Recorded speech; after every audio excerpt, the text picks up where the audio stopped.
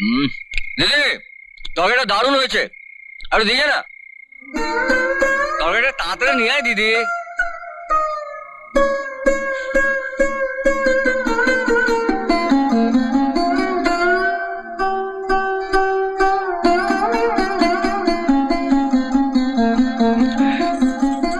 দারুণ হয়েছে রে তরকারি।